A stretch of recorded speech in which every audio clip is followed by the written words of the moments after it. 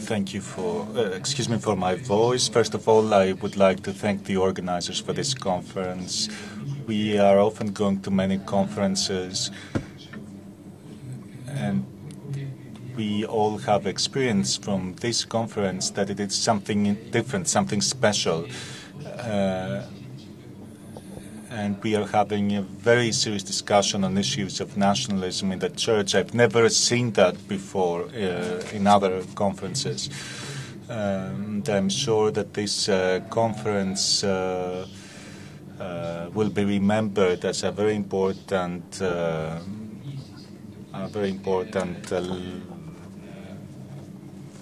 landmark in the resolution of the problem of nationalism in the church.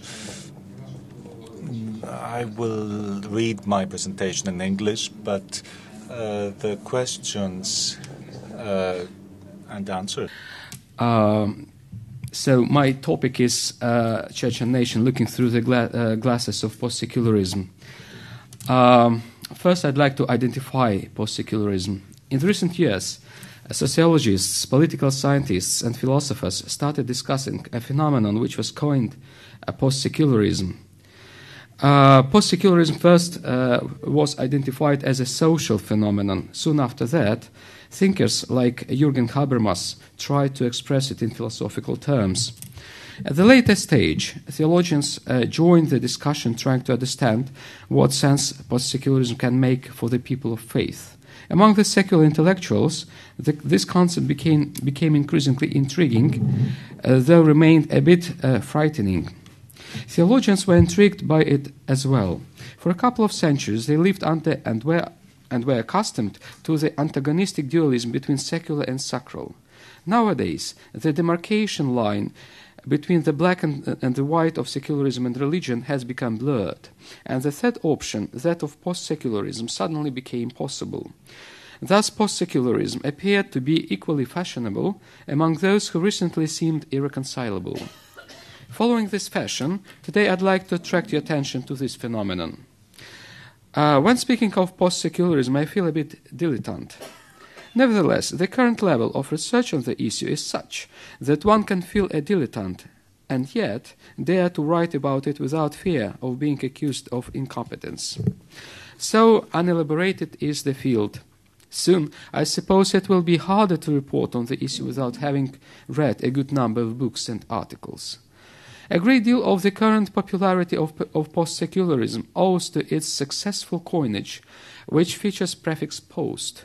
Everything you brand with this prefix turns into a profitable product on the market of ideas.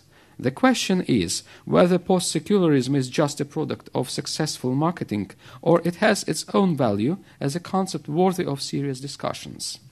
In my opinion, post-secularism is indeed a successful brand, though not only that. It became successful because researchers and ordinary people recognized a number of things that happen in the society and can be described by this word.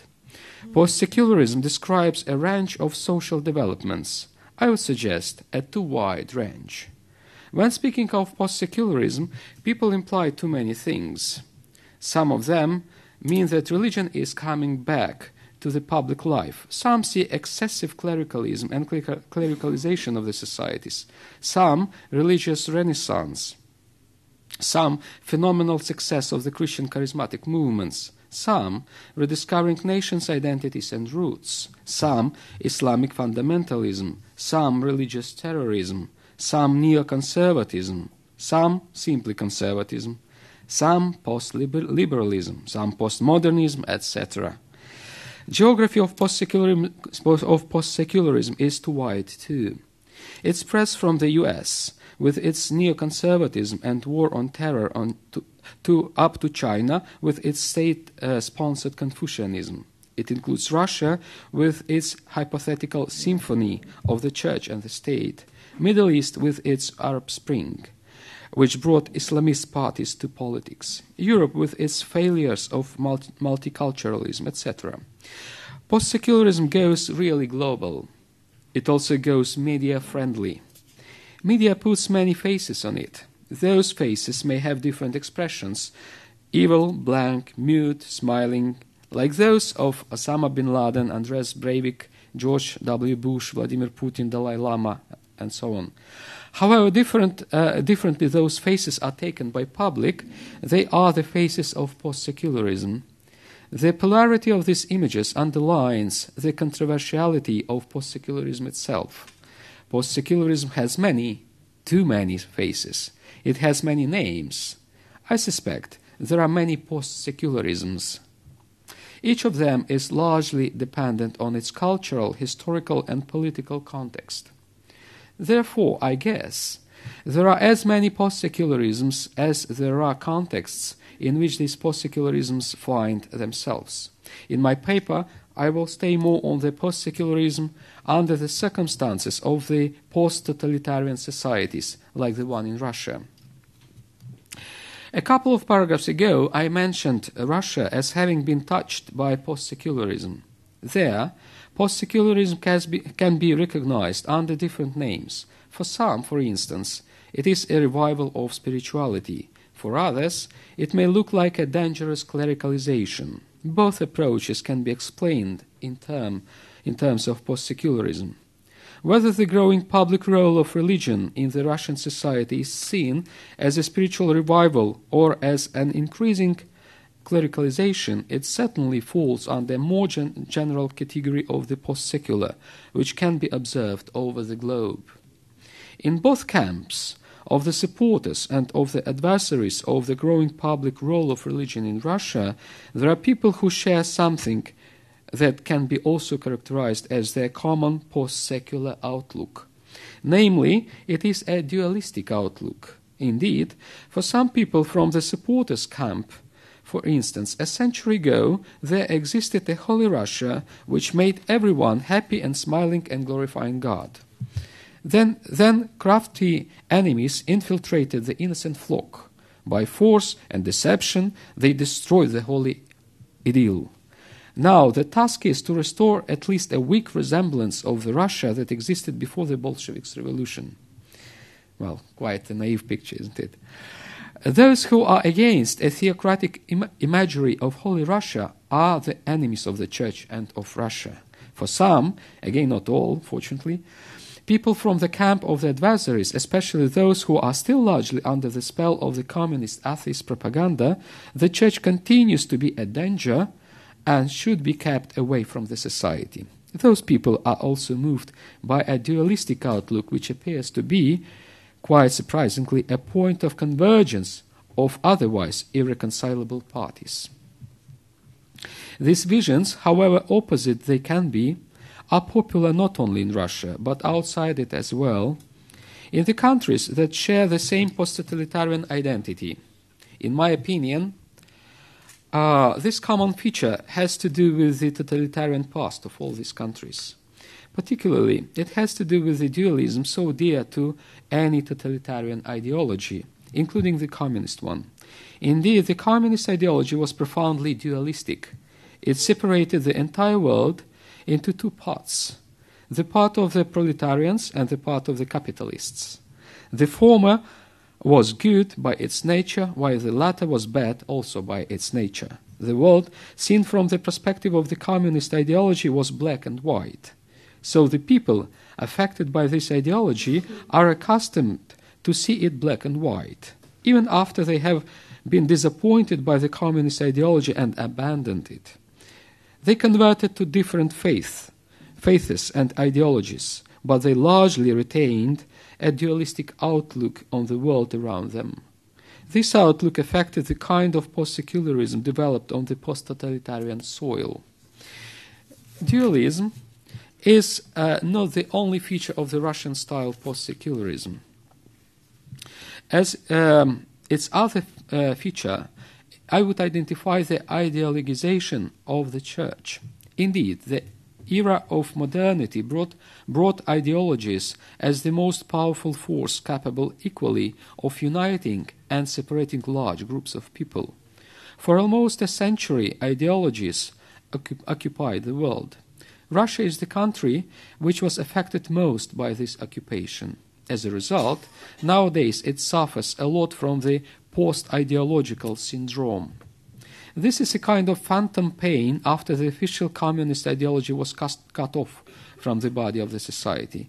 Not everyone was and remains happy about this. A large part of the society instinctively looks for replacements of the amputated communist ideology. Some of them find this replacement in the church.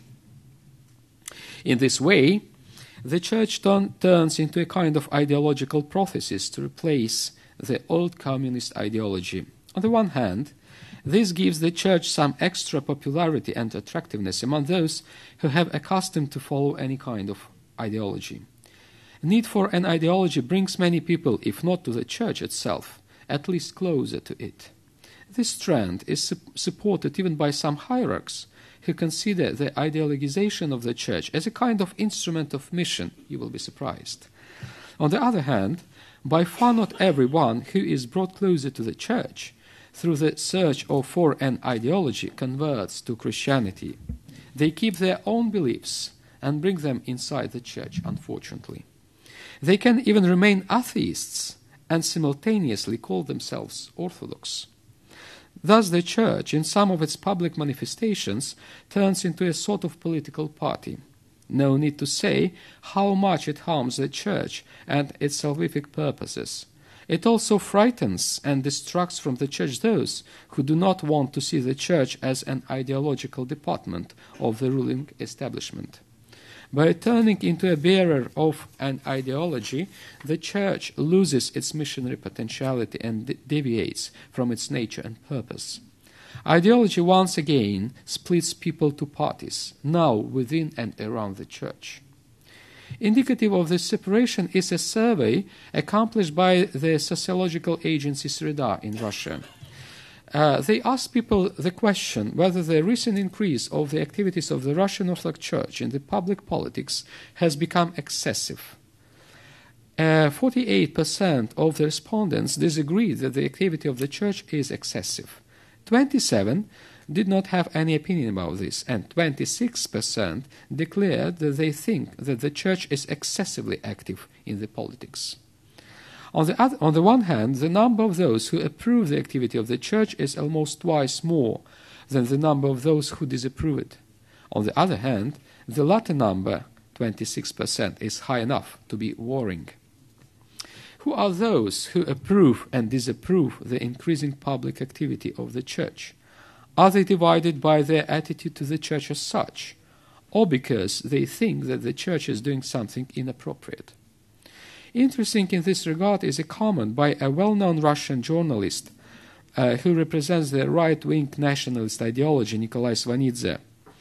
When commenting on the above-mentioned survey, he expressed a widely spread opinion that there are expectations, I quote, "There are expectations that the room of ideology, which after the fall of the communist ideology was left empty, can be filled up by Christianity and, in particular, Orthodoxy." End quote.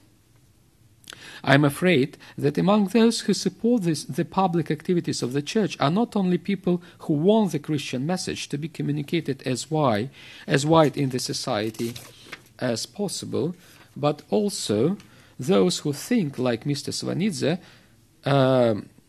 who wants the Church to play a role of an ideologist. In a similar way, among those who believe that the role of the Church has become excessive are not only atheists and enemies of the Church, so to say, but also those who want the Church to be faithful to its mission to proclaim Christ and not to turn into a political quasi-party. The issue of nationalism and nationality in the life of the Church, which brought us to this conference, should be, I believe, discussed in the light of the just analyzed tendency of making the Church a servant of ideology. And this is a new twist in the perception of nationality in the times of modernity and postmodernity.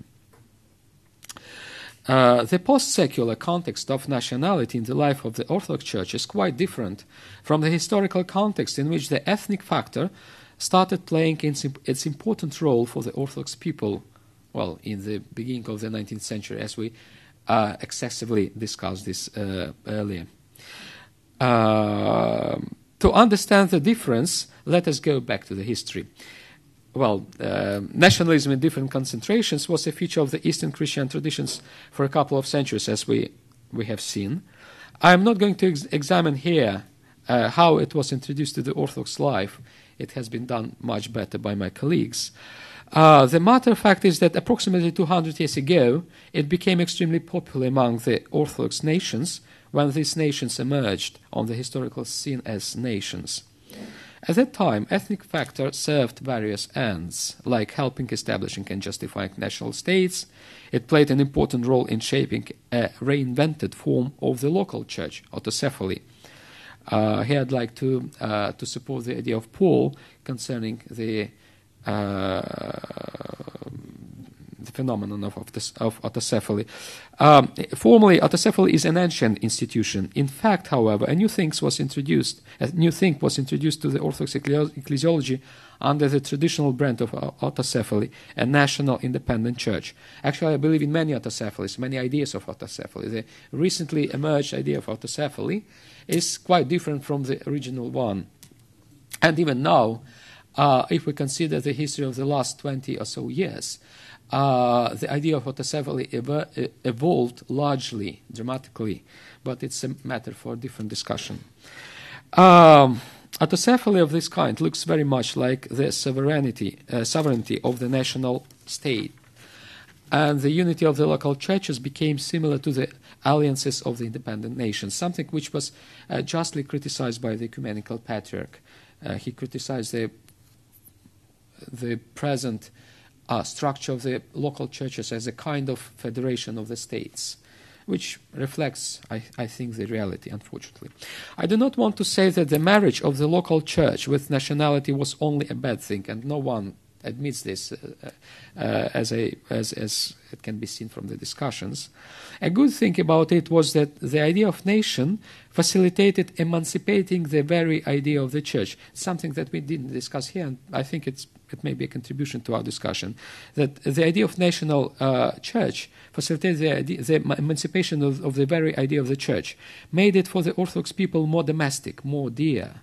Speaking roughly, the Orthodox like the locality of their church. They like both the theological idea of the locality and its incarnations in the real life of the church.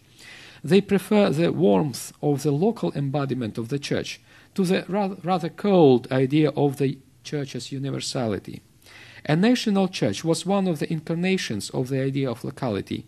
In the 19th century, it kept the church much loved, not just by the dedicated and theologizing Christians, but by all Orthodox people from all classes as well.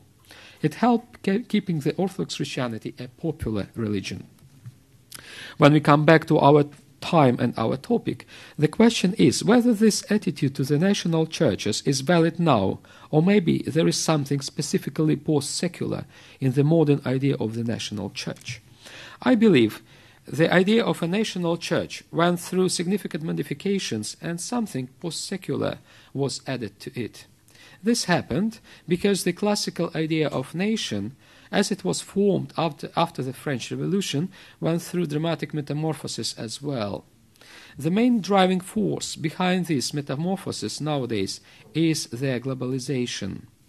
Having been placed into the metal melting pot of globalization, the idea of nation sounds differently. It turns into a safe harbor for all those who disagree with globalization.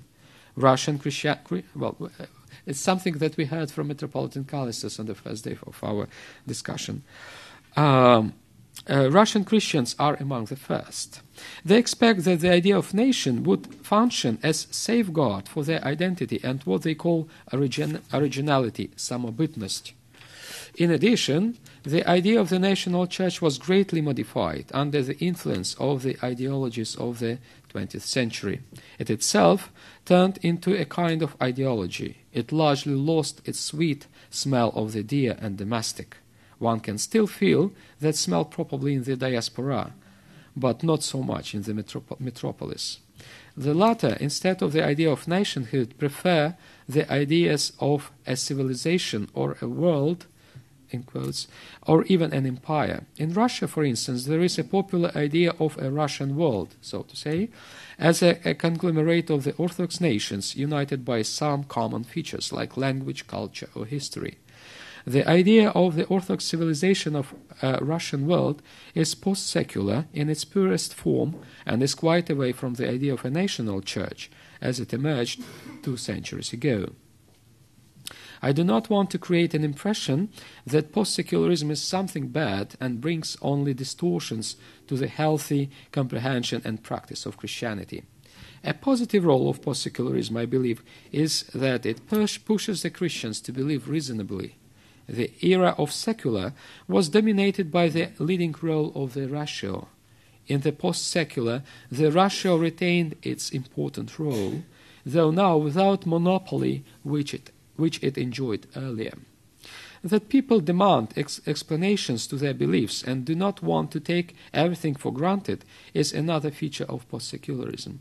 There are more features to be explored, but in the end, I just wanted to say that it is healthy and it is, I think, appropriate for our discussion to consider the idea of nationhood from this perspective of post-secular.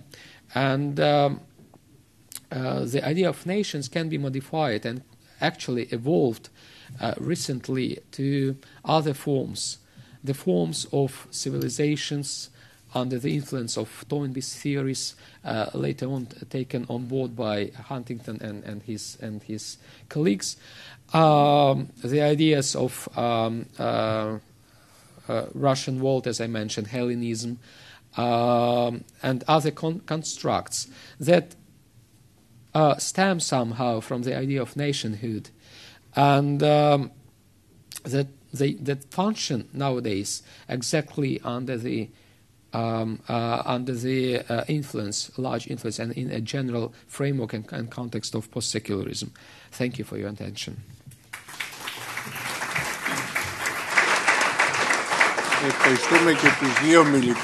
To thank both speakers for their very enlightening presentations.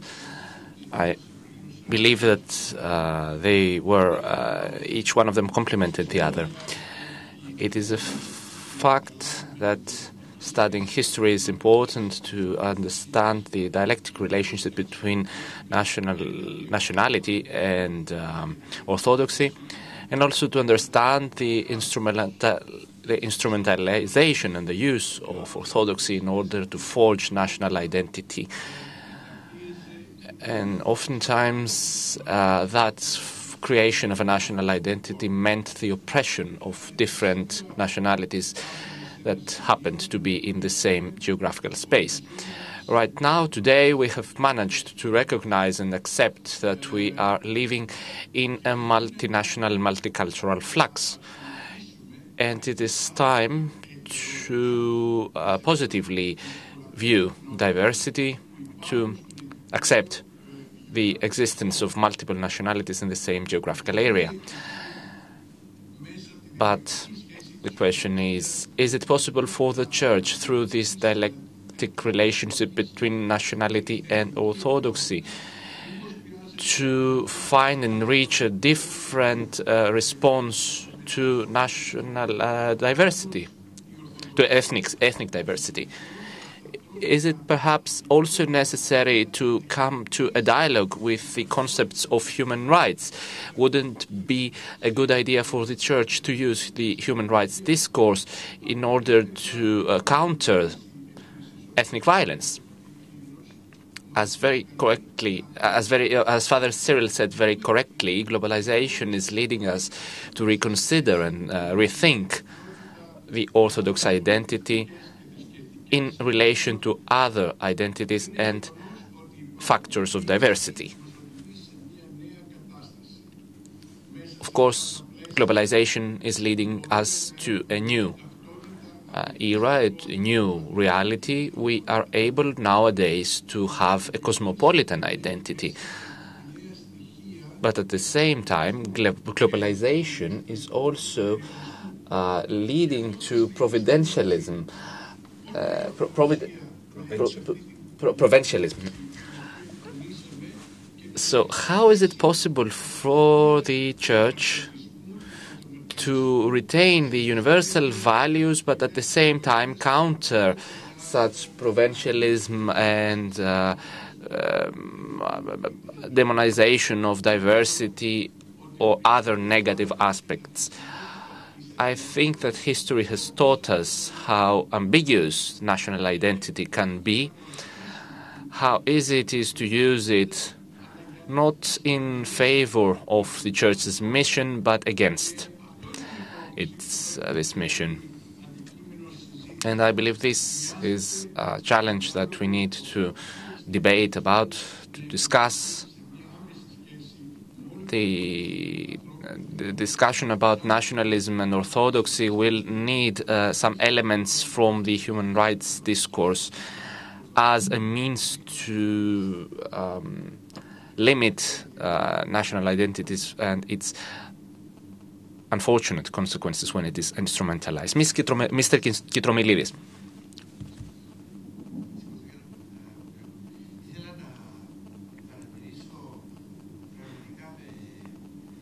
I would like to express my how much impressed I am by the fact that theologians have gone beyond what we political scientists are able to do. They talk about these issues in a much more courageous way. And I have to say that specifically, particularly for Father Cyril, I was impressed by his courage. He said, Father Cyril said, I'm going to pay for that. I'm going to regret that. Mr. Kitromilidis continues. Just a small question for Ms. Tadic.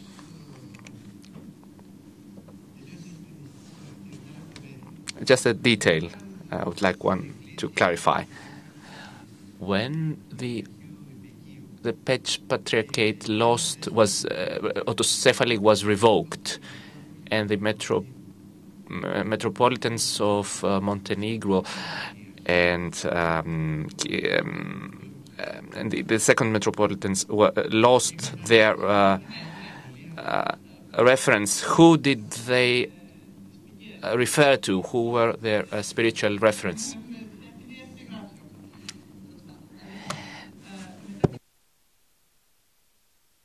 After the abolition of, up until the abolition of the Pech Patriarchate, Karlovicchio and Montenegro were under the jurisdiction of the Pech Patriarchate. De jure, after the abolition, they belong under the jurisdiction of the Ecumenical Patriarchate. However, these metropolises who are inside the Ottoman Empire belong to the Ecumenical Patriarchate. In Austria, the church is organized based on an imperial law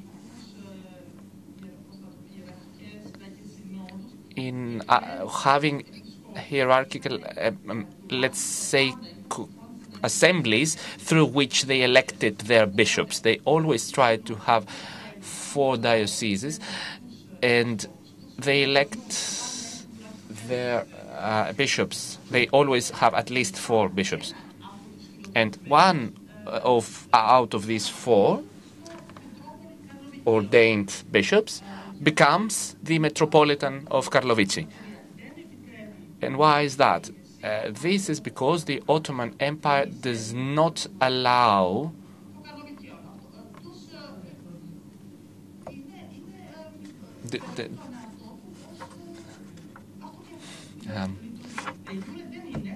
so the church is not autocephalous de jure, but de facto is operating as if it was.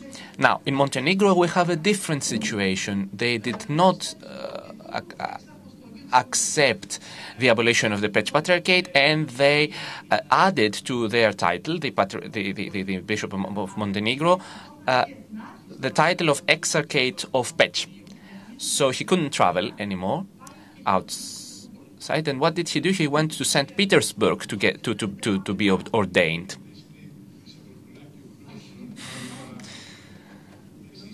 the chair says that he's impressed by the knowledge of the speakers, and Professor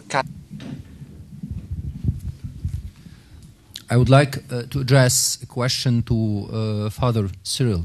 First of all, nice to see you again, and many thanks for your illuminating and courageous analysis. In the past, theologians and philosophers used to say that communism is a reversed version of Christianity.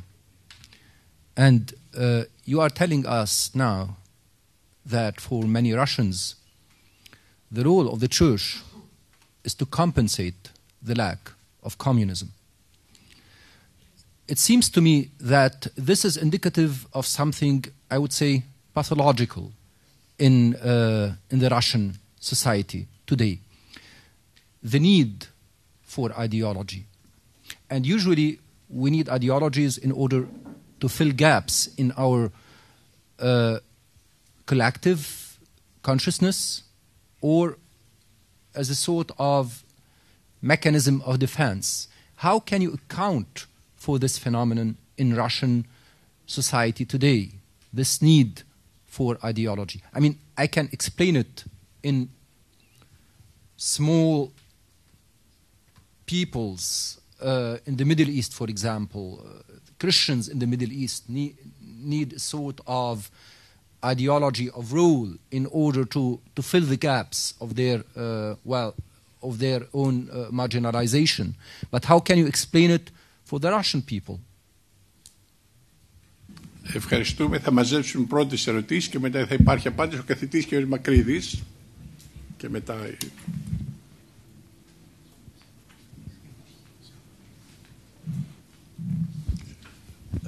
I have also a question for Father Cyril.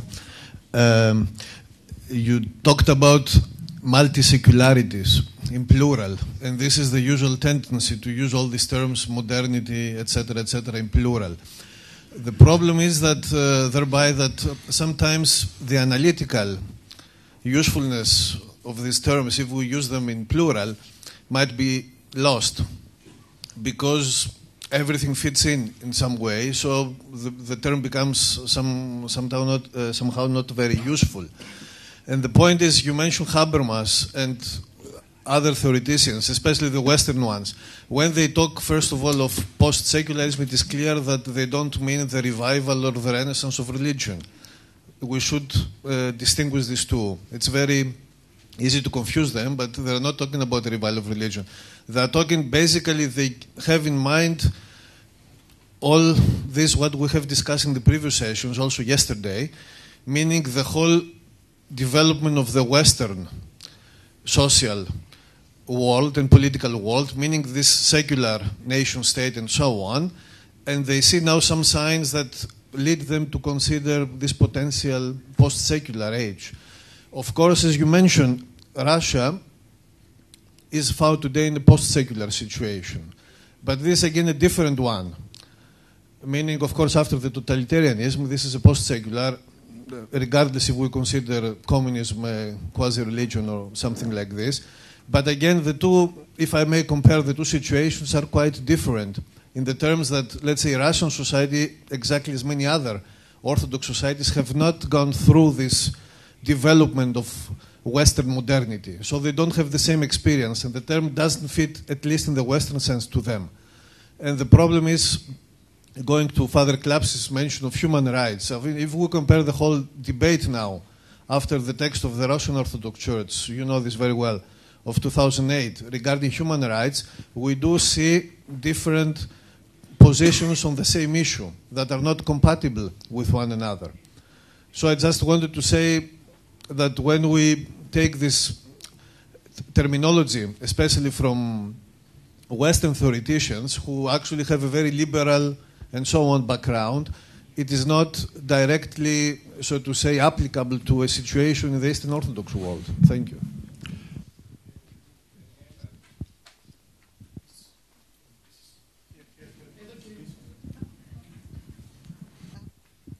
Does it work? Okay, thank you. So I would like to start to continue the previous comments, because I think that in the case at least of these former post-totalitarian churches, it is better, in my view, to speak about post-atheistic, not post-secularist societies. Why? Because first of all, I think that in former totalitarian societies there is a confusion between secularism and atheism. And if secularism somehow reflected or limited only the presence of religion in the public sphere, then in the former atheist societies there was another aim, to annihilate religion even at the level of the personal expression and practice. So I think that maybe this should be taken into account, and to research how this reflects also on our issue about ecclesiology and nationalism, and whether it makes difference this post-secularism in Greek Orthodox society and in Bulgarian, Russian Orthodox societies. I think this could be a very good direction of for future studies. And then as a historian, I should admit that actually we have many national, many histories of national Orthodox churches, but we still haven't a general history of the Orthodox Church, so we face the same problem. So as a historian, I think it is a big methodological problem and issue.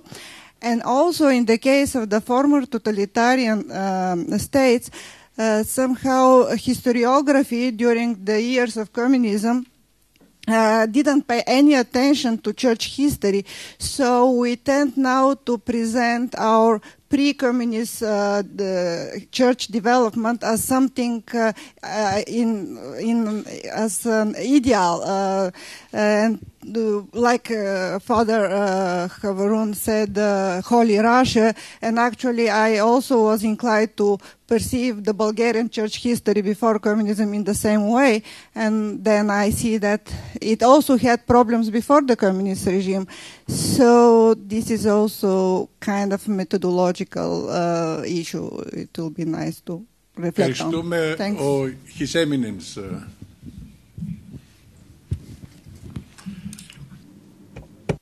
Σύντομες, γιατί θα πρέπει να...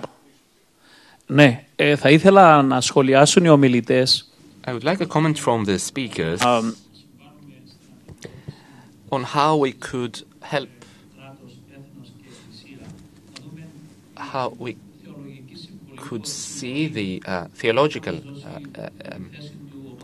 impact and help that could be given to us by the His Eminence Anastasios Giannulatos. His Beatitude. I don't think that the Church's mission is at any time negative when it does not exceed the ecclesiological limits. But the Church should also help at the global level in dealing with social problems, with anyone who has problems in the world, helping for the respect of human rights, etc. Let me remind you the book on globalization that takes the position that there is a theological way to approach human rights. Father Kirill, I'd like to thank you very much for your very enlightening and courageous talk. But I don't wish to perhaps tempt you to go out further on your limb and then saw it off with this question. But what I would like to know is what you think Father Alexander Men represented in Russian Orthodoxy, and what exactly, well, I'll tell you, start again. I have to launch a book in Australia next month, a new book on Alexander Men. And it's been entitled Martyr for Atheism. And the more I read about Alexander Men, I'm starting to wonder whether he really is a martyr for atheism or a martyr for something else. And I wondered if you would care to comment on perhaps what he was a martyr for. Not so sure it was atheism. And I'd like some insight from you on perhaps what he represented in that time of change in Russia.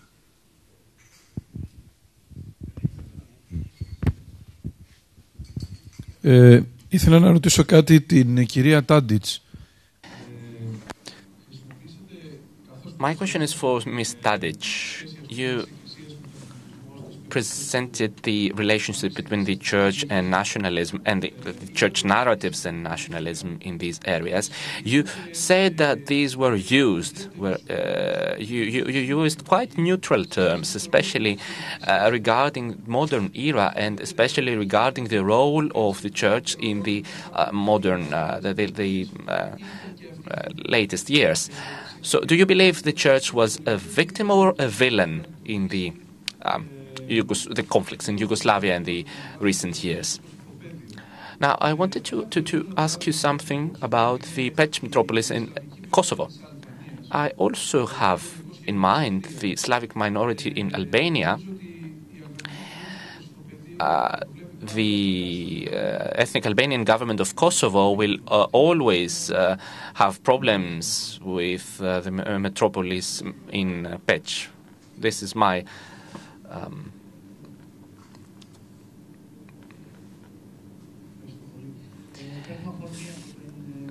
Thank you. I would like to comment on Ms. Tadic's presentation to speak once more about the church narratives in Southeast Europe. Let me say that there is one basic force which amplifies these narratives, which is quite obvious at the beginning of the 19th century. That force is Romanticism.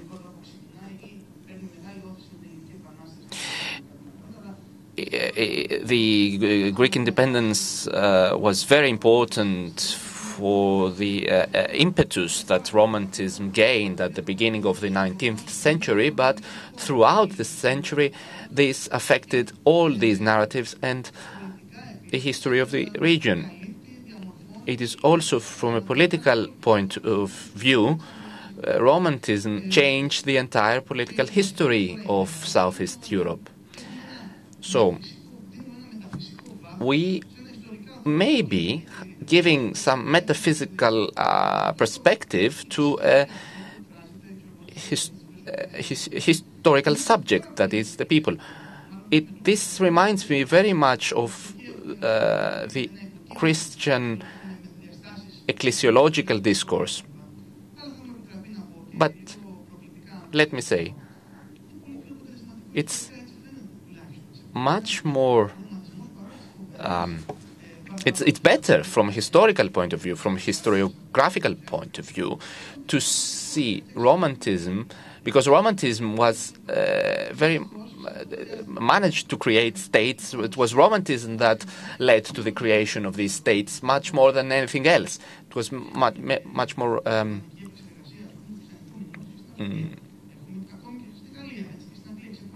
but of course Romanticism also existed in France, in Austria, and other countries, in Italy.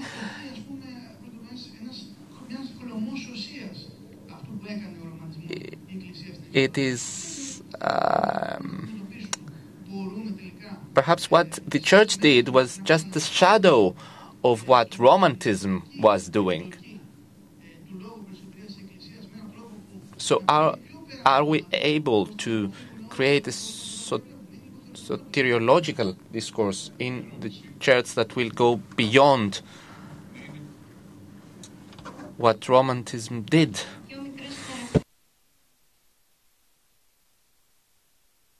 Now, very briefly, I would like to say about human rights. I think that we can link that to the Logia operation of St. Paul.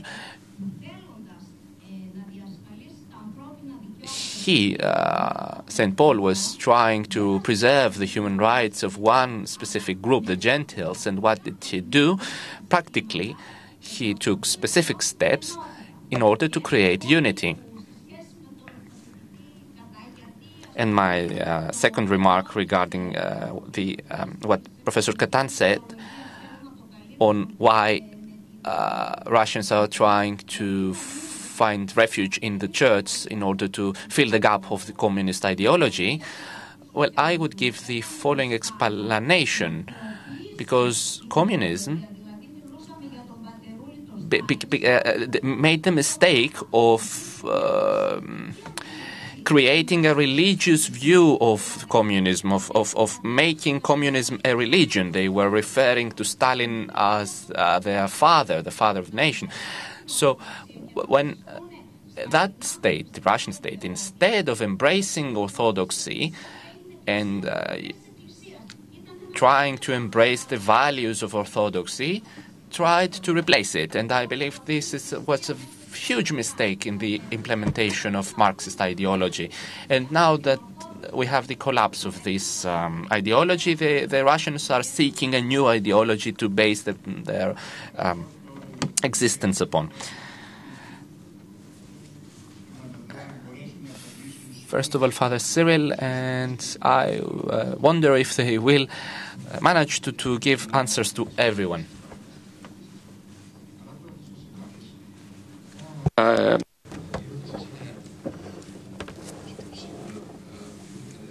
The questions are very interesting. Thank you very much.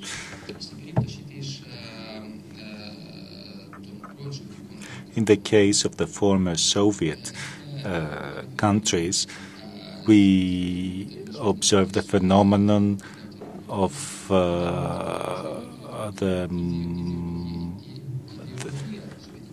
that modernization was accompanied with a Soviet ideology, which also included the religious element, and this was a kind of conversion of faith. That's why it was able to win. So there is a dialectic in the Hegelian sense, if you like. There is a thesis, a religion. Then this religion was converted into an ideology, and this is the antithesis. And now we have to do a synthesis, if you like, for better or worse.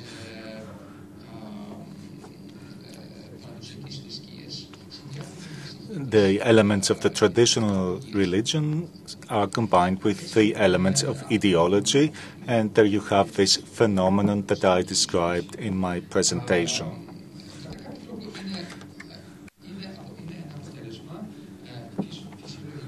In a certain sense, this is a natural development of some non-natural things. That's how it had to be.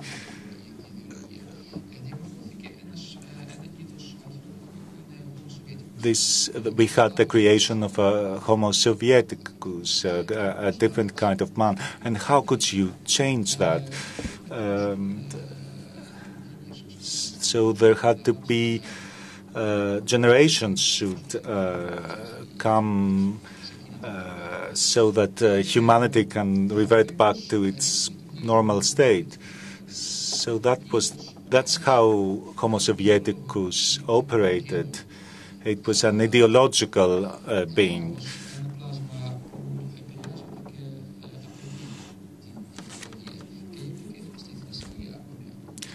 And that's why people have recourse to religion, resort to religion in this ideological way. Of course, religion has to work hard in order to be able to overcome this dependence from the ideology. Unfortunately, the Church does not do that very much. Very often it is being carried away by this tendency, unfortunately.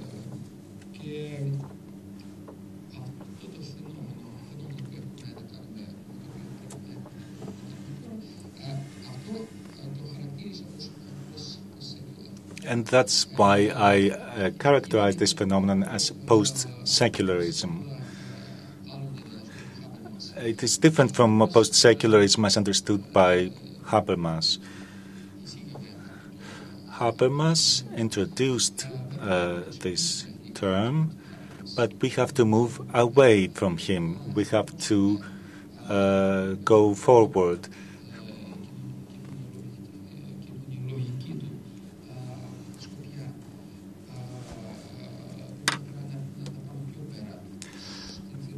we have to move from a sociological perspective to a theological perspective. And now theologians have become to be interested in this phenomenon, which was first discovered by the sociologists, and we have to examine the phenomenon from our own perspective. That's why we have to go beyond Habermas.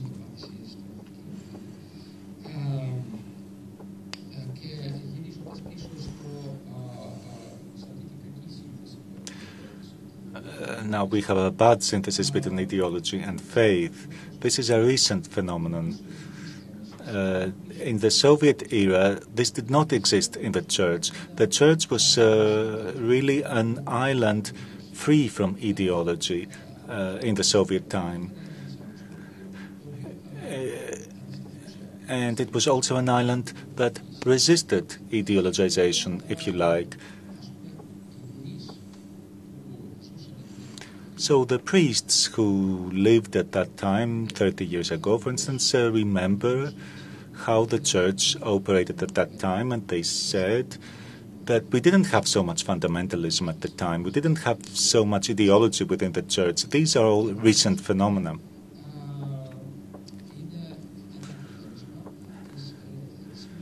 And they are a result of this inflow of those who were disappointed by communist ideology and entered the church, and they brought their own things with them. This was the era of Alexander Min. At Min's time, there was no such a thing, so he didn't witness ideology. Min. Things were different at the time.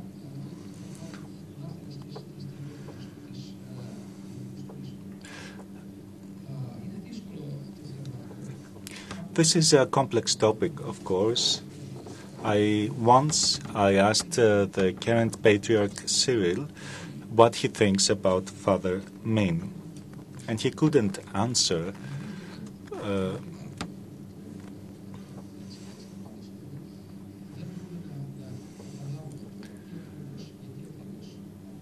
So we can understand why he died. We can't know. But he didn't die for the reasons that he would die today. So that's the answer I can give you. I'm not sure I satisfied you. Personally, I don't see developments of the 19th century in a negative light. I think that the church, especially the Serbs, for pastoral reasons, followed the course of history and did what they did. But for me, the tragic thing is that they continue within the same line, even though the world is changing, 150 years have passed, and we are still back with the same stories. And I think that the church should always have a solid foundations which derives from its liturgical life. And then it should be able to explore and understand the challenges of the historical moment. That would be the correct attitude for me. That's why I believe that the Church of Yugoslavia was not a victim, but they were responsible, and they should have understood the challenges of the historical moment, and they should have cared more about their flock rather than their social status. And with regard to Kosovo, I remind you the events of March 2003 when some people burned the Orthodox churches of the 12th century, which are historical monuments, and this was a very regrettable thing. That's the end of our session. Thank you very much. We thank the speakers.